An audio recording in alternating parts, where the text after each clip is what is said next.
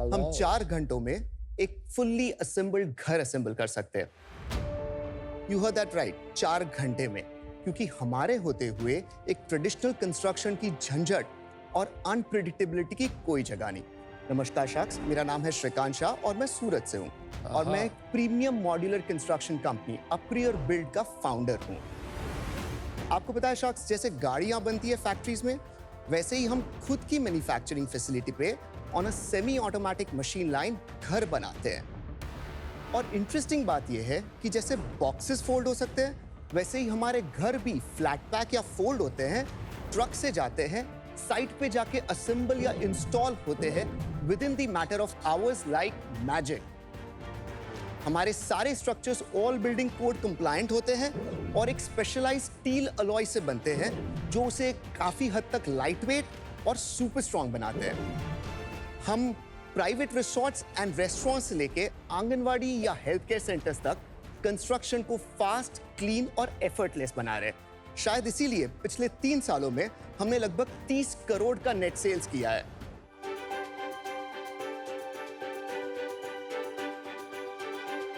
ओ, ये है तेरा घर। सर, ये वन ऑफ द पॉड है यार। लुक्स नाइस यार। यस सर, ये हमारा एक स्लीक सीरीज का छोटे में छोटा 330 स्क्वायर फीट का मॉडल है जो एक 1 बेड स्टूडियो कॉन्फ़िगरेशन में है। अभी आप फर्ज करें आपके पास कोई जमीन हो पहाड़ों में, समथिंग लाइक दैट, तो यहाँ पे आप 5-6 पॉड से स्टार्ट कर सकते हो MOQ से, and then you can immediately start any sort of rent and business start कर सकते हैं। और ये कितनी देर लगती है इसको पूरा सेट करने सर, में? ये एक्चुअली हमने 1 घंटे में इंस्टॉल किया है। 1 घंटे में? Everything is on camera, right? Proof is in the building.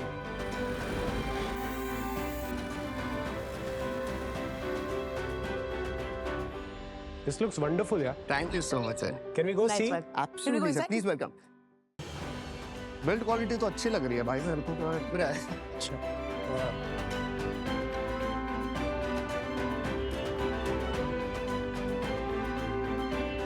Bathroom भी है छोटा सा, किचन में सब कुछ है। किचननेट भी बना दी, स्टडी भी बना दिया और रूम भी है। बालकनी में बना दी। बहुत सही है यार।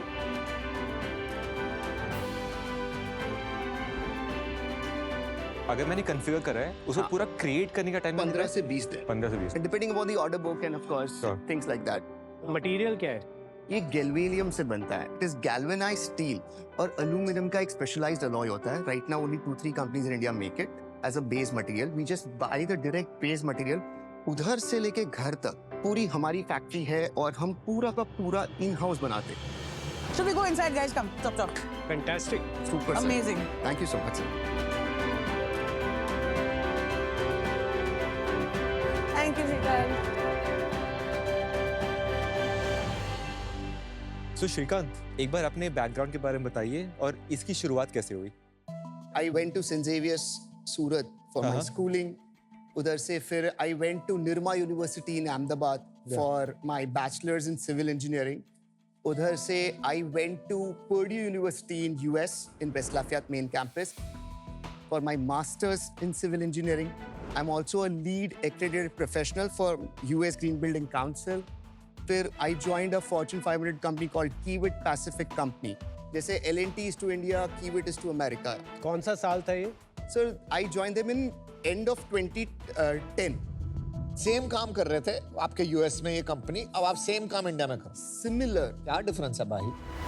They were doing large buildings, like tall buildings. मैं बहुत छोटे स्केल पे, क्योंकि I'm just doing ground plus 1 structures. Got it.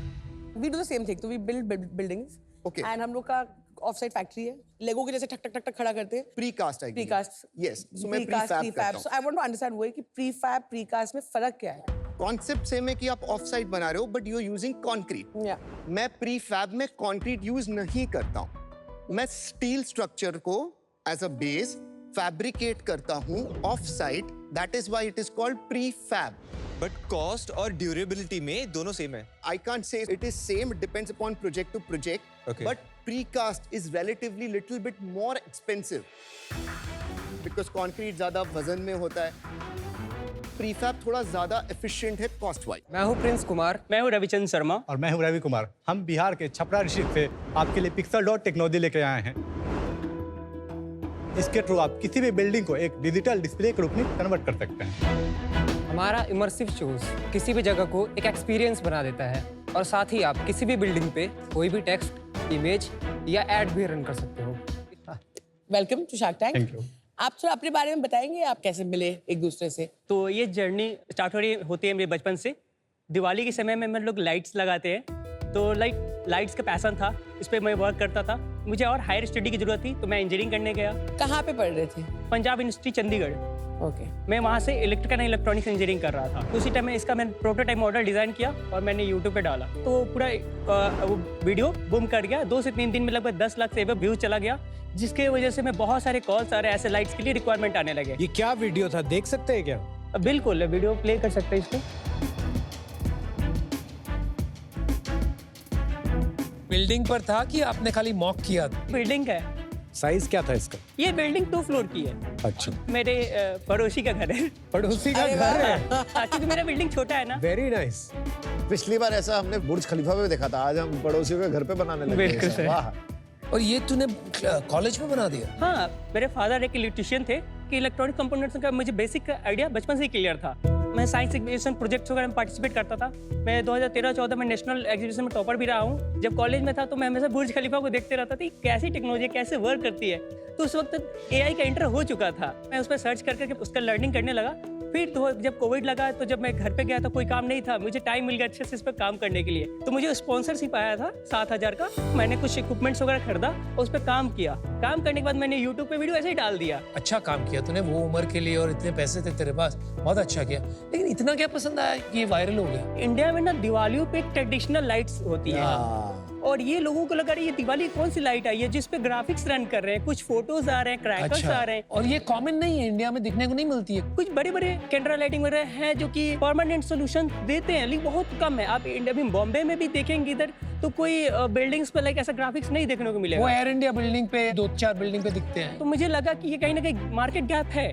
जब इस पे कॉल्स आने लगे तो मेरे माइंड में इधर सेमेस्टर वाइवा ये चल रहा था और इधर ये लाइक ये कॉल्स जो आ रहे थे धंधा कि जस्ट ये मैं ड्रॉप आउट किया वहाँ से और कंपनी को कॉलेज स्टार्ट से किया। ड्रॉप आउट किया आप? हाँ, 3rd ईयर में, जस्ट इस कंपनी को स्टार्ट करने के लिए। और फिर आप कैसे मिले? ये मेरे भांजे हैं हाँ। और ये मेरे चाइल्डहुड फ्रेंड है। एक्चुअली जब मैं 10th क्लास में था तो इन्होंने अपनी कंपनी स्टार्ट करी।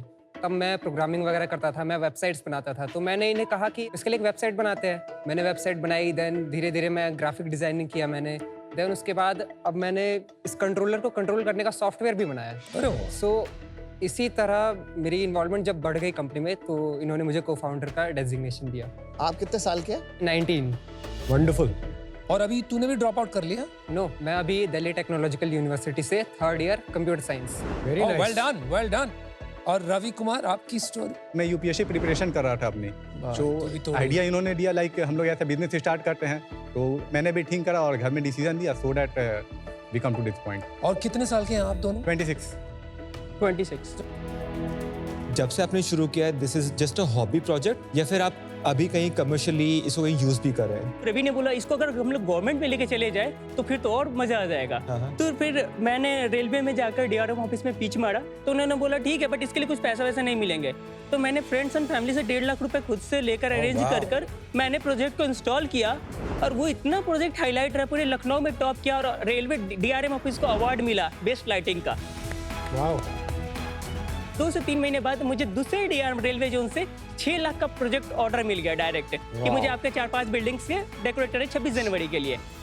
मेन टर्निंग जो पॉइंट है ना, ये 2023 से स्टार्ट होता है जब रवि फुल टाइम आ गए थे और ये जस्ट स्क्रॉल कर रहे थे कि टेंडर्स इंडिया में कितने निकल रहे हैं। तीनों ने देखा आरबीआई के हेडक्वार्टर का टेंडर निकला है। Very good. बिल्डिंग की हाइट थी 370 फीट की, 28 फ्लोर की बिल्डिंग।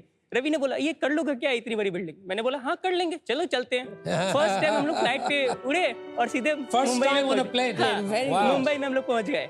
ऐसे रैंडम निकल रहे बिल्डिंग, बिल्डिंग तो इतनी ये बड़ी है। ये हाँ, इतनी बड़ी बिल्डिंग है। ये आपने किया है? बिल्कुल हमारे ये प्रोजेक्ट है। अमेजिंग यार, अमेजिंग। Very very nice. पैसे मिले थे उसके? टेंडर 5 लाख का ही निकला था करीब, लेकिन ये इसमें जो लागत लगा था वो हमारे 40 से 45 लाख का लग गया क्या था। बात कर रहा है? रवि ने अपने भाई से, रब बताओ कैसे हमने पैसा अपने आया? भैया से कलेक्ट किया कुछ पैसा, उन्होंने एक अपने पर्सनल लोन लेकर हमें पैसा दिया था इसमें इन्वेस्ट करने के लिए, फिर इन्होंने कुछ पैसा कलेक्ट किया और हम लोगों ने मिलकर फंड डाला इसमें। जब ये प्रोजेक्ट सक्सेसफुली रन कर गया तो खुद गवर्नर सर उन्हें खुद बुलाकर अप्रिशिएट किया इस काम के लिए हमें, उनके साथ फोटोग्राफ्स हुआ। तो उस टाइम आपने बताया नहीं कि 4 लाख रुपए आपने दिए, लेकिन मेरे खर्चे तो 40 लाख हो गए। हाँ, तो उन्होंने बोला कि आप लोग क्यों कर रहे हो, इतने छोटे अमाउंट के लिए इतना बड़ा रिस्क क्यों ले रहे हो? तो मैंने बोला सर मुझे लग रहा है कि अगर ये बिल्डिंग रन कर गया पूरे इंडिया में, इसके बाद हम लोग इसको मतलब कहीं भी रन कर देंगे। तो ये हमारे यहाँ से चैलेंज प्रोजेक्ट था, तो मैं चैलेंज को साबित करना चाहता था।